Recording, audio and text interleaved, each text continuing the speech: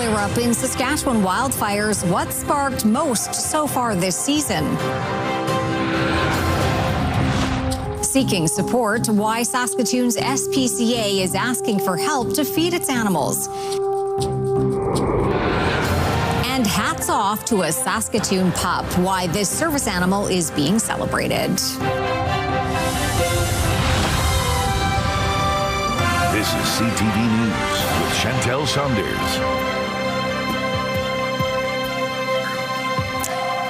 Good evening. The Saskatchewan Public Safety Agency says the province has seen a recent spike in wildfires. CTV's Stacey Hine now with the latest on the situation this season and what this means for some northern communities. The Saskatchewan Public Safety Agency says 41 new wildfires have been reported over the past week. As of Tuesday afternoon, there were 57 active wildfires burning in the province.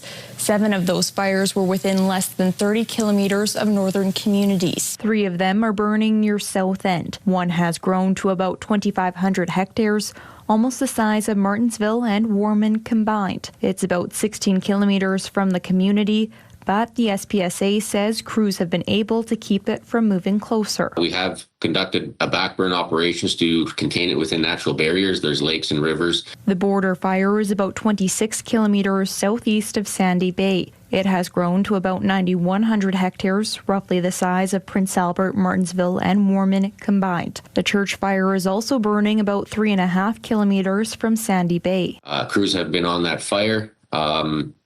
They continue to work, and they don't anticipate any challenges with that fire. The SPCA says most of the current wildfires were caused by lightning rather than people, a significant change from this time last year. All of the current fires right now that we're experiencing have been lightning made in the north. The update comes as the province continues to respond to recommendations from an MNP review that found Saskatchewan's emergency management system fell short during last year's record wildfire season. SPCA Vice President Steve Roberts took early retirement soon after the report was released, but the province's chief fire commissioner says he has no plans to step down. I will be leading the changes that have been identified in both the MNP report and the auditor's report. Pritchard also says while there's been an uptick in wildfires, rain and efforts from local crews have helped protect areas and kept damages to a minimum.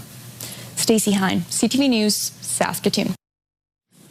A tense situation in the Avalon neighborhood today. Members of the Saskatoon Police Service's Tactical Support Unit and Crisis Negotiation surrounding a home in the 2500 block of Melrose Avenue.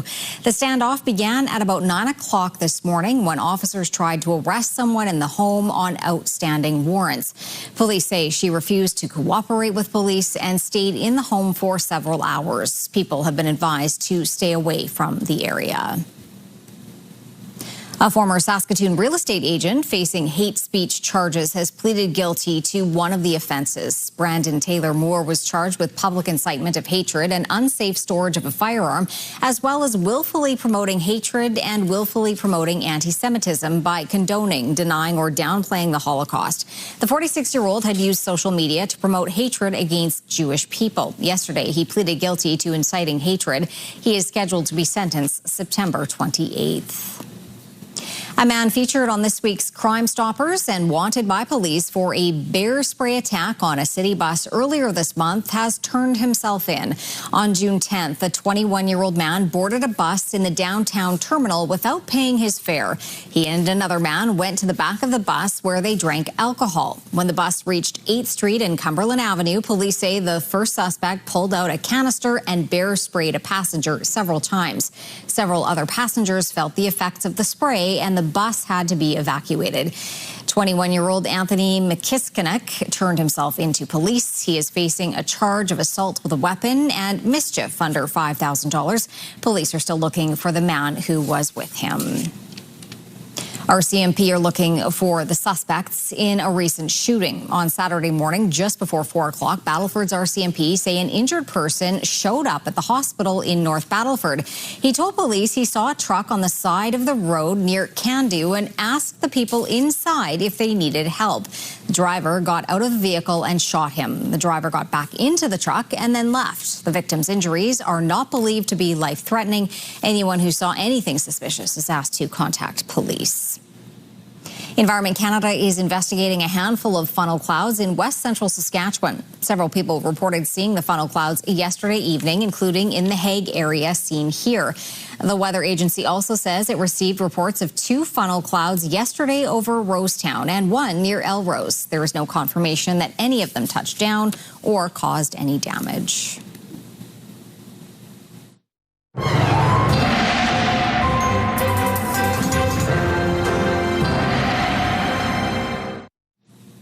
Well, Jeff, it looks like the weather is improving as we get closer to the weekend. Well, more importantly, it's looking pretty decent, or at least calmed down for Canada Day celebrations. Then there might be a little something right after that. But right now, the weekend is looking very good. So I know we haven't had one of those in a couple of weekends, it feels like. We still have that robust low hanging around slowly moving towards Ontario. And then ultimately, though, still some inclement weather on the backhand side of it. And this system is also dragging some of that wildfire smoke down in the southern area. So it's a real troublemaker. It's moving off, and things are calming down for Canada Day. How calm? We'll tell you later on. It's a busy time of year for animal rescues, and the SPCA is looking for help to keep up with demand. Hallie Mandrick has this story.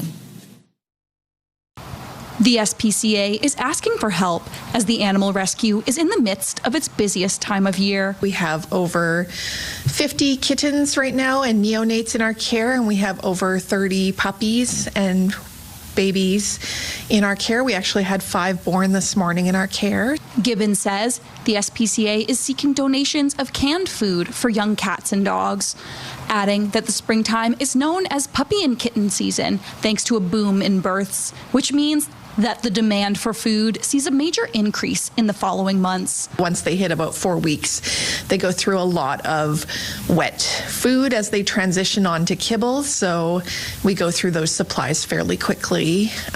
So those puppy and kitten supplies, we run through pretty fast. Like many animal rescues, the SPCA is run solely on donations. Some people are under the assumption that maybe the city funds us or the government funds us. So it's just something that we want people to be made aware of, because it might make people be more willing to give if they know that we do rely so heavily on those community donations and that community support. Adding that every contribution goes a long way. It makes a huge difference. I mean, some people feel like it's not very much when they just bring in a few cans of food, but that means it's a few mouths that are fed that day, and that's huge. Anyone looking to help can drop off food donations at the SPCA office or donate online through the organization's wish list. Hallie Mandrick, CTV News, Saskatoon. The Saskatchewan government has ended its fiscal year reporting a $947 million operating deficit. The deficit represents a drastic departure from the original $12 million surplus presented in the 2025-26 budget. According to the province, total revenue increased by $77 million, while expenses increased by $1 billion from budget projections. Saskatchewan previously reported a $249 million deficit in its 2024-25 public accounts.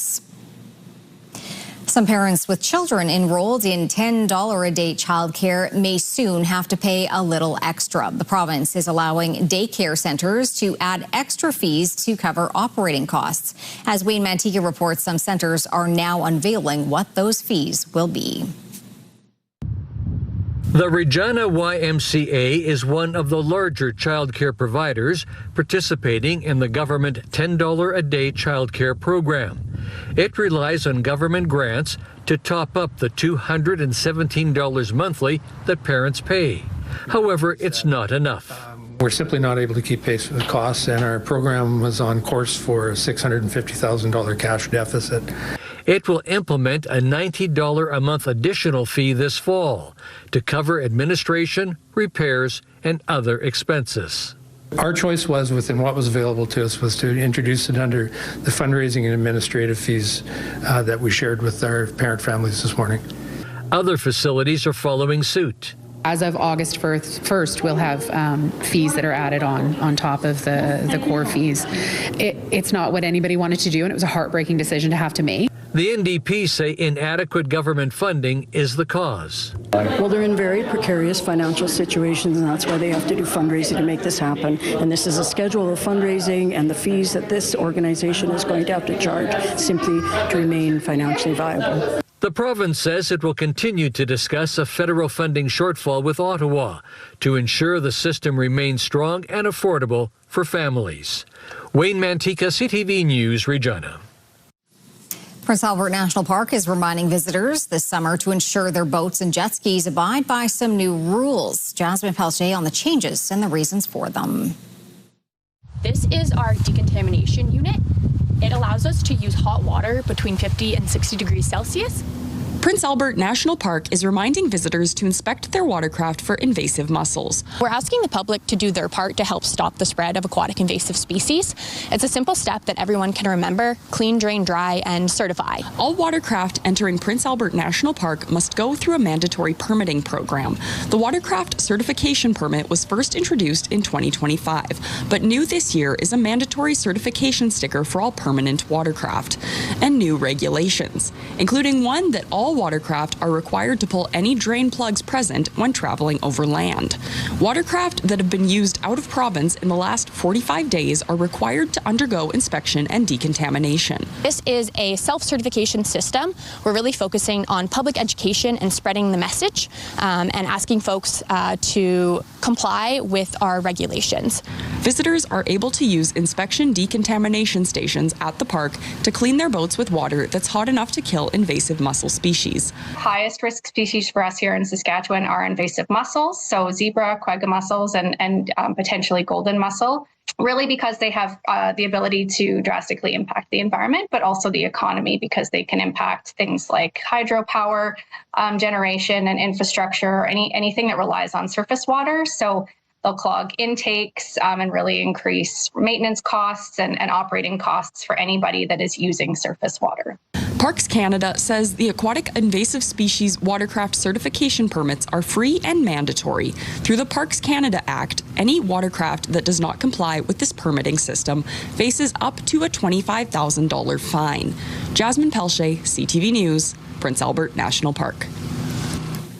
The city of Prince Albert says the water is safe to drink despite its recent discoloration. It says recent river conditions have resulted in higher levels of naturally occurring organic matter entering the water treatment process. It adds the conditions are common in prairie river systems following periods of runoff and elevated flows. Officials say the city's water treatment plant is treating and disinfecting the water supply, ensuring the water is safe to consume. As students across Saskatchewan settle into summer break this week, there's one graduating class in Saskatoon that's still reflecting on a very special member of the class of 2026. One graduate at Evan Hardy Collegiate had a little extra help crossing the stage. And as Carla Shinkarek shows us, this diploma ceremony went to the dogs in the best way possible. Kai Owen and Aegeus Owen. Graduation is a milestone years in the making. For Kai Owen, that moment wouldn't have been complete without service dog Aegeus walking in tandem, and many others agreed. My teachers and principals and everyone was just like, okay, we're doing this. You're not going across without him. We're not going to let you. The 4-year-old English sheepdog poodle mix has been Kai's service dog for 2 years of high school, helping with daily tasks, including alerting them when their blood sugar drops. He's been there with me through everything. He's the most important thing in my life because everything he does for me, it's irreplaceable. He's even earned a student card and also got a diploma, which he proudly accepted in his mouth. I thought they were going to give him a blank piece of paper rolled up as something, and then I opened the folder and saw his diploma. So I didn't even know about that part. Only a few classmates knew the special moment was coming. Most of the people didn't know. We only did like 1 or 2 rehearsals because he's just so good about, picking stuff up like that. We didn't really need to rehearse much. Kai's family had no idea the pair would receive diplomas together, but afterwards there were tears of joy. We were doing rotations, hug the dog, hug me, then switching around. The bond they've built over the past years has also inspired Kai's plans after graduation. My biggest goal is to become a service dog trainer. I've loved the way I've been able to train him to be such a life-changing dog. Aegeus may not have earned any credits in the classroom, but according to many at the school, he more than earned his place with the graduating class of 2026. Carla Shinkerick, CTV News, Saskatoon. Saskatoon residents are reminded to be careful if they plan on setting off their own fireworks for Canada Day. The fire department says low-hazard fireworks are allowed on private property between dusk and 11 o'clock tomorrow night. Low-hazard fireworks can be purchased by the public and include Roman candles, sparklers, fountains, wheels, volcanoes, mines, and snakes. People are urged to follow the instructions and make sure there aren't any nearby obstructions or combustible materials. It also suggests having water on hand to extinguish debris or smoldering embers. A quick programming note to tell you about. CTV News will not air tomorrow because of Canada Day. Also on Thursday, CTV News at 5 and 6 will be preempted, so CTV can bring you the FIFA World Cup match between Portugal and Croatia. It begins 5 p.m. Thursday afternoon, but we will bring you CTV News at 6 online. You can watch it on our website starting at 6 p.m. Our late news will be on at 12:30 Friday morning, and we will return to regular programming later that day. Still to come, what's happening in Saskatoon to celebrate the nation's birthday. Also, the clock is ticking for a North American trade deal.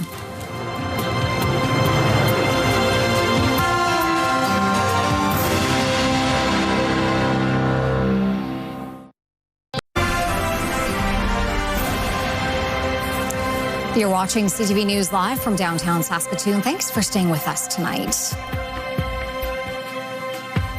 Tomorrow is the final day for a review of the North American Free Trade Deal 6 years after it was signed. But despite a flurry of talks and trips to Washington, no one is expecting major progress before the deadline. CTV's Abigail Beeman is following the trade talks. The Prime Minister downplaying expectations for July 1st, the deadline for countries to decide if they want to renew the Canada-US-Mexico Free Trade Deal. We're expecting, a constructive exchange. I wouldn't expect any drama tomorrow. I'm not looking for my pen. While most trade watchers aren't expecting the U.S. to announce its intention to withdraw, the president has not been clear. I would rather not have the agreement, but I may sign it. Right. But we do better as a country if we don't have an agreement. So are you thinking of? Yeah, I'm thinking about maybe we won't be able to make a deal. I would rather not have the USMCA. If any party doesn't agree to renew, it will trigger an annual review for the next decade. I think the most likely outcome is going to be that discussions continue and we continue to try to find some kind of accommodation on these issues. Canada's chief negotiator for the original CUSMA told a BMO audience he doesn't expect a deal in the near term, with a possible window around the November midterms. There's a possibility for it to come together, but I think it's more likely that the discussions will continue beyond the midterms and possibly even into next year. Steve Verhoeven and others say the key issue is separate from the CUSMA deadline: what happens with tariffs. We haven't been able to get the United States to drop all of these additional tariffs that it has imposed on Canada and that are actually really devastating to a large number of Canadian businesses currently. Canada, Mexico, and the U.S. will meet virtually tomorrow, with our country represented by Canada-U.S. Trade Minister Dominic LeBlanc. Abigail Beeman, CTV News, Ottawa. The Canadian government is going to match up to $4 million in public donations for the people of Venezuela following those catastrophic earthquakes. Ottawa will match up to $2 million in donations made to the Canadian Red Cross until July 14th, and the same amount for donations to the Humanitarian Coalition, made up of a dozen aid groups. The government says the move will help Canadian organizations with grassroots connections provide essentials such as food, shelter, medicine, and clothing. More than 1,900 people are confirmed to have died and thousands have been injured as a result of last Wednesday's back-to-back earthquakes. About 16,000 people were left homeless and an estimated 59,000 buildings were damaged or destroyed. The Canadarm2 underwent some repair work today, about 400 kilometers above the Earth. I see you've got your tether in a good config. I see it not tangled with anything. And I see your BRT is good. You look like you're in a good config. Two NASA astronauts began a spacewalk at 8:20 this morning. Their first duty was to remove a joint on the Canadian-made robotic arm. The 90-kilogram wrist joint malfunctioned during normal operations in May. A replacement has now been installed. The Canadarm2 arrived at the International Space Station in 2001 and is nearly as old as the orbiting lab itself. Meanwhile, GTA-based MDA Space Limited has been awarded a $688 million federal contract to build and launch a new Earth-observing satellite. All right, Jeff, tomorrow's looking pretty decent for anybody wanting to celebrate Canada Day outdoors. Indeed. Now, will it be big-time sunshine? No. But it doesn't look like it's going to be raining, considering where we've been for the last few days. That's a pretty good deal. Now, temperatures a bit on the cool side, warming up as we head into the weekend, but there's a little something in between the midweek and the weekend. So we'll talk about that in a bit. Let's take a look at our numbers right now in Saskatoon. 16 degrees, a little light shower activity in the city, or maybe at the airport. I'll check the weather door. 15 degrees in Prince Albert and sunshine in the Battlefords, and you can certainly see that reflected in the temperature. 20 degrees in the Battlefords, and all three locations a little breezy, not big time windy, but certainly breezy nonetheless. Saskatoon's Almanac, 19 degrees for a high today. So that's 5 degrees below the seasonal average. 39, that's the record temperature from 1937. The record cold temperature, 2 degrees from 1946. And yes, that's 2 days in a row that the record is from 1937. And the sun is going to go down at 9:31. Coming up, rooted in trying to achieve a record, a Saskatchewan man tries to be back on top in the tree planting world.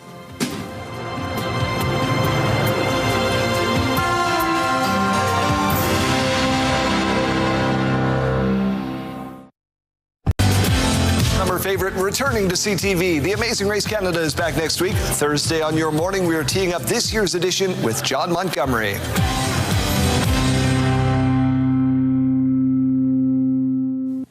All right, welcome back. And you can sort of see a little haze out there right now. I don't think any of that has to do with smoke, but we'll certainly check some of the monitors on that right now. But some hazy conditions. We do have a little bit of rain falling, certainly at the airport, but it looks like there's some in the area as well. So this is the shot through the live lens of Skycam. Here's our satellite and radar imaging, and so you can certainly see that low pressure center, the counterclockwise rotation. We've been talking about it a lot, and that is going to continue to make its way eastward. The blocking high is not blocking it as much. So that's going to move a little bit. But still, as you can see, inclement weather throughout the Prairie provinces, and it's going to take a little while, but it looks like things will calm down at least for one day in Saskatchewan. Right now, a little bit of shower activity in Saskatoon and Prince Albert, 20 degrees of sunshine in the Battlefords. On to our hotspot. Well, that was Uranium City today at 29 big degrees, so there has been some hot weather in Saskatchewan, but it's up north. Key Lake, the cold spot at 8. So currently it is 20 degrees in Lloydminster, 18 in Swift Current and Moose Jaw, 16 in Yorkton and Regina, 19 in Estevan.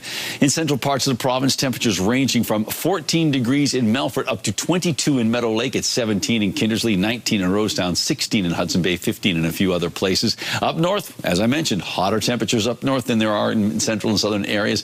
27 degrees in Stony Rapids, 23 in Buffalo Narrows, 16 though in Sandy Bay, Island Falls, and down south it's also 16 in a number of areas in southern Saskatchewan, 20 in Leader, 15 in East End, 19 in Carlisle, and 18 degrees in Weyburn and Assiniboia. Our futurecast indicating that low is slowly rotating towards the elbow area of Manitoba and northern Ontario, and so things are going to calm down, as I mentioned, for tomorrow. And then another system is going to roll in, and we do anticipate seeing much more in the way of inclement weather there. So right now, rainfall warnings are in effect for areas around Sturgis, Priestville area down towards Melville and into parts of Manitoba. And as you can see in the far northwest, we do have heat warnings in effect for Saskatchewan and ultimately into Alberta. We have watches and warnings of the thunderstorm variety for Alberta and BC as well. On to our roundup for tomorrow. So temperatures in the mid to high 20s for northern Saskatchewan with a mix of sky conditions. Temperature pattern a little cooler in west central areas, although mix of sky conditions, cloudier, mainly cloudy skies. Taking a look at the southwest, temperatures of 25 degrees in Maple Creek and Leader, a little cooler in Outlook and Swift Current, still not bad. No rain anticipated for that part of the province, but closer to the Manitoba border, things do get a little dicier. Yorkton might see some showers. Low 20 temperatures for Regina, Moose Jaw, and Estevan, and a possibility of showers in Melfort, 17 degrees, 17 and cloudy in Hudson Bay, Humboldt, 18, 20 in Watrous. For the Battlefords, dropping down to 13 tonight with a slight chance of showers. Some local smoke in the area. As I mentioned, that system is helping to drag some of that northern smoke into areas that aren't right beside the fires. Cloudy skies tomorrow with light and variable winds, 22 degrees for Canada Day, and then getting a little dodgy on Thursday and Friday, but warming up for the weekend and looking good 1 week from today, 26 degrees. For Prince Albert, chance of showers, some local smoke in the area, 14 degrees, 18 tomorrow under cloudy skies for Canada Day, 22 on Thursday, but Friday there's a chance of showers and a risk of a thunderstorm, and sort of a unsettled situation for the weekend, but temperatures back to seasonal values, 26 1 week from today. And Saskatoon, 14 degrees with a very good chance of showers tonight. Well, we got it right now, Jeff. A risk of a thunderstorm, the wind's backing off, and then we've got ourselves moderate winds tomorrow with cloudy skies for Canada Day, 21 degrees. And then on Thursday, back to work Thursday, 22 degrees, mainly cloudy skies, a chance of showers and a risk of a thunderstorm on Friday. But the weekend right now looking pretty promising and warming up to 27 by Tuesday.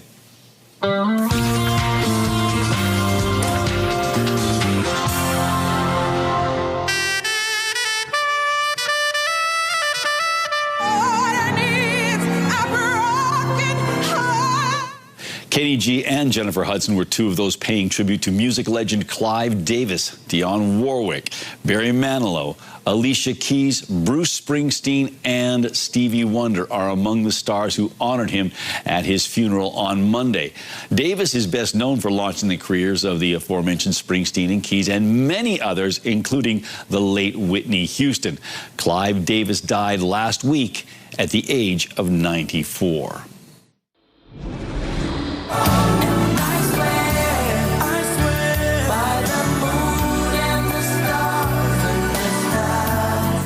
A Grammy Award-winning R&B group is making a couple of Canadian stops this year. All for One is scheduled to take over the Centennial Concert Hall in Winnipeg on November 13th and a, quote, venue near Edmonton on November 15th. The group is best known for intimate chart-topping hits such as I Swear, I Can Love You Like That, and So Much in Love. You really can't help yourself, can you? Hell to the no, I can't. Shrek and Donkey are getting ready to return to the big screen for Shrek 5 next year, and now it looks like Donkey will get his own film the following year.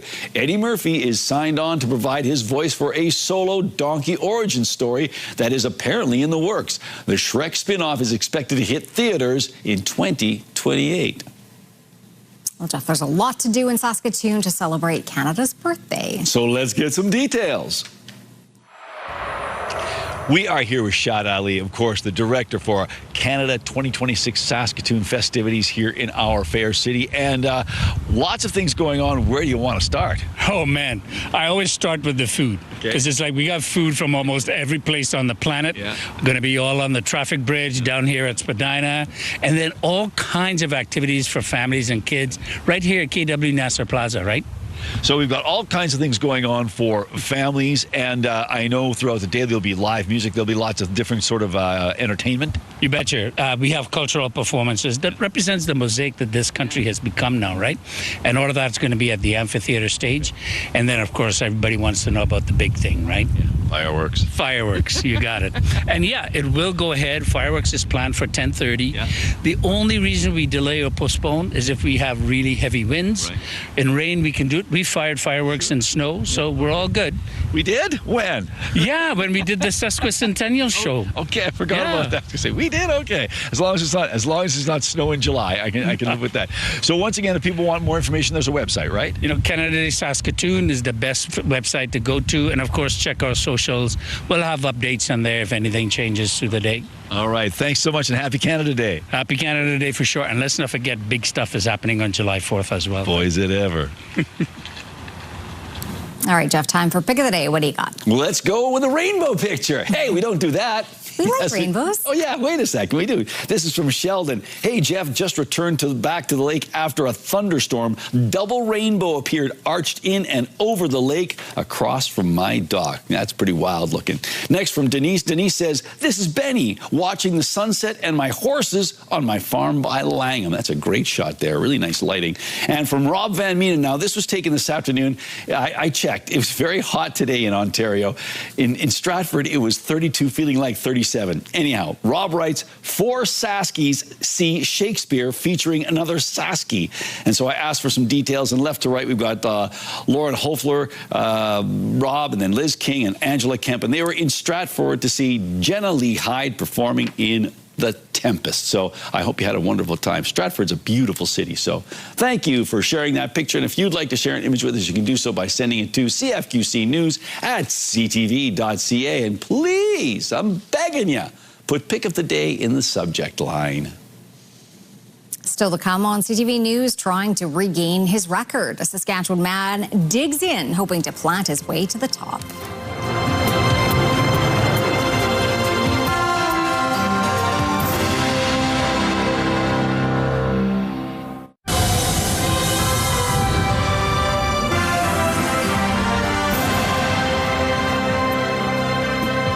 A Saskatchewan man is hoping to root himself in the record books once again. His goal is to reclaim a world record for most trees planted in a day.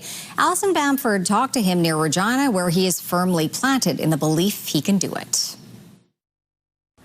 A quick pierce of the ground, and then he moves on. I can do one here, I can do a step. You could call Kenny Chaplin a veteran tree planter. He's been in the business nearly 40 years. This is something I'm good at. Chaplin first set the Guinness World Record for most trees planted in a day in 2001, planting more than 15,000 in 17 hours, a record he held for 2 decades before it was broken.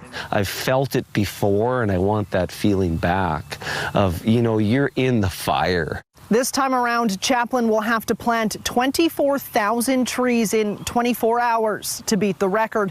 That's 1 tree every 3.6 seconds.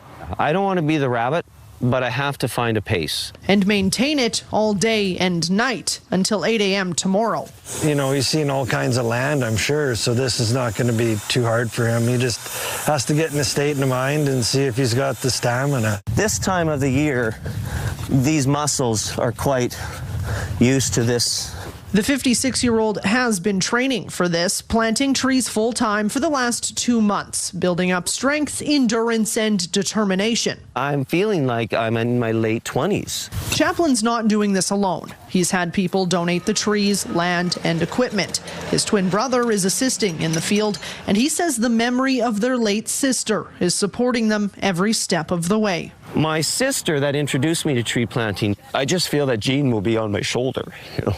This is a challenge rooted in family, and for Chaplin, these 24 hours mean more than just a record. The trees, you know, they'll be here for my daughter's kids to walk through. A legacy that will grow over time. Alison Bamford, CTV News, Buena Vista, Saskatchewan. When we come back, a special welcoming at Batoche. And later, the Canadian conversation recognized by the Oxford English Dictionary.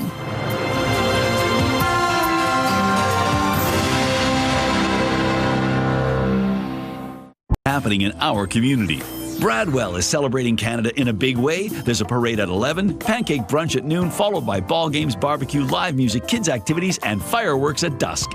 Canada celebrates the FIFA World Cup with a day full of footy fun on Saturday at Gather Local Market and Market Square. There will be food vendors, activities, and big screens to watch the beautiful game. You can submit your community event by visiting our website and clicking on Community Calendar or scan the QR code on your screen. All right, let's take a look and see what's going on with our rural forecast for Canada Day. Well, things that I mentioned, will be calming down and warming up. And so, as you can see, temperatures are back into the 20s for some locations, mostly towards the western side of the province. Still a little cooler on the eastern side of things.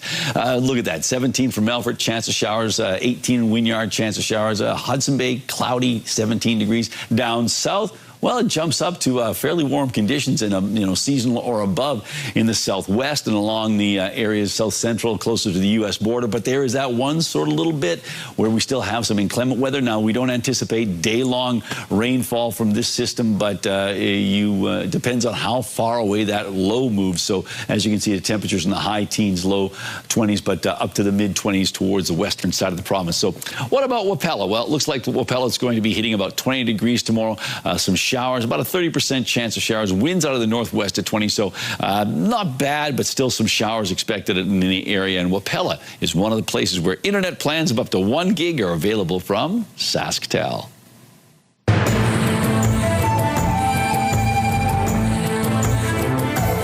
Greetings, everyone. A historic milestone is being celebrated at Batoche National Historic Site.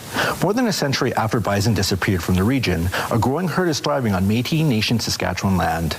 Students recently helped welcome the herd's newest members during a special naming ceremony. CTV's Carla Shinkruk was in Batoche and brings us the story. A special ceremony at Batoche Historic Site northeast of Saskatoon brought together school students to announce the names of bison calves born this spring. Being able to be on this land celebrating something like this together is really, it's moving. The students weren't just spectators either. Through a naming contest, students helped name the 16 new bison calves, the first ones born here on this land in over 100 years. Having the language and the bison back on the landscape was really important to them, and we're happy to be here to celebrate with them today. All bison calves given names from one of 3 Michif dialects. And what's your favorite buffalo name? Gross Pet. Big head. It's just a nice and funny name, I guess. Tanor. And what does it mean? Thunder in Michif.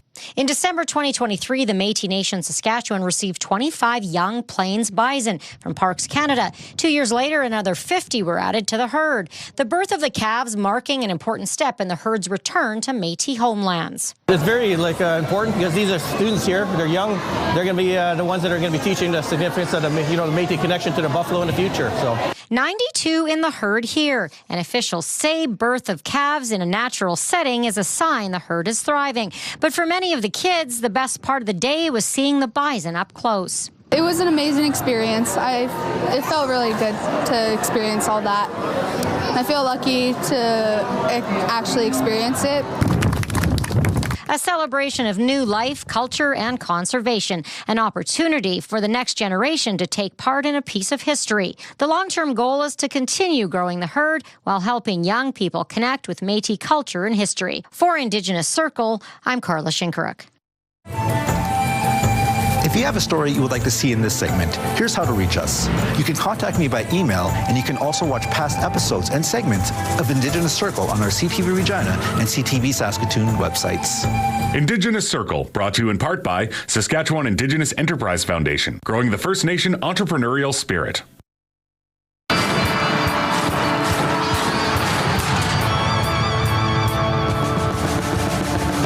And welcome to another edition of X and O's with Wes Cates. Wes, the Riders coming off a loss, bringing a record to 2-1, now face Ottawa. I'm just wondering, I know the Riders are 2-1 technically record-wise, but one was an overtime win. The other one was a late drive to get that win, so they very well could be 0-3 at this point. What's your confidence level on this team? Yeah, it's been tough to call, Lee. what can I say? Like, they have played some good teams. BC obviously has some great talent, and as well, Toronto has great talent as well. And that the league has been pretty competitive across the board. You know, even when teams have looked like they were going to get blowouts, most of the time the opponent kind of made it interesting, made it close, except for maybe a couple games. So it's been a great league, a great year for the CFL as far as league play and competition. It's going to be tough because I feel like the Riders really should have this game. Obviously, the Riders have a lot of talent, but there are some key players hurt. We don't know really who's going to be on the game day roster. We hear about some guys getting reps, but not full reps or full practice days. So we'll have to see how that goes. But Ottawa's really been playing okay ball. They're at the bottom of the league, but they also looked good against Montreal last week. Jake Mayer, I thought he was kind of writing his ticket out of the league, and then all of a sudden he wakes up in the second half, has a great game, presses Davis Alexander and the Alouettes, and they only lost by 3 in that game. And and Montreal has looked like one of the top teams. So with all that, you know what I mean, thrown in the bag, it's tough to call. And the only thing that helps the Riders maybe is the fact that Ottawa has a short week playing on Sunday. The Riders have a couple extra days to prepare. Yeah, Jake Mayer figured it out in the second half, so we'll see if he can keep that going against a defense that is injured right now with the Saskatchewan Roughriders.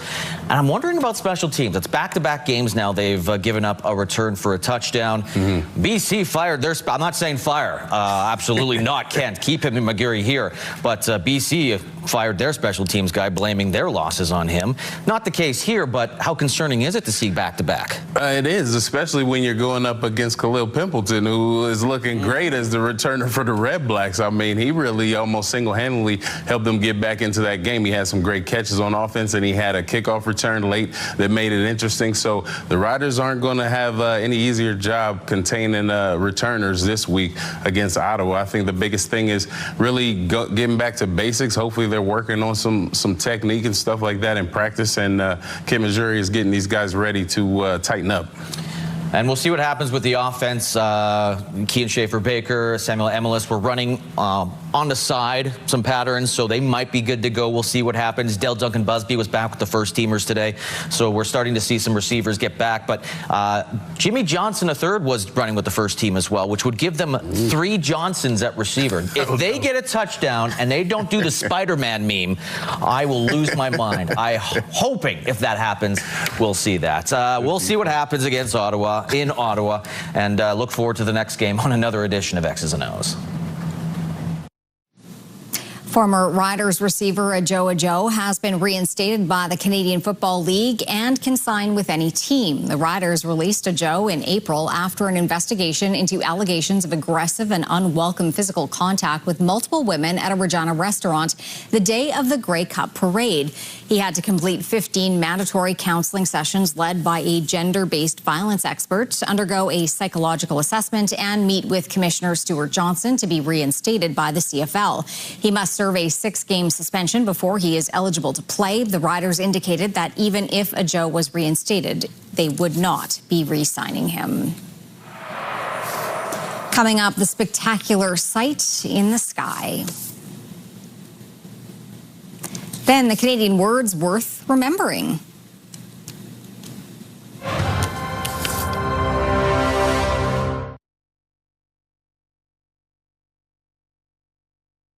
Select Hair Services brought to you by Sage, the Beauty Bar.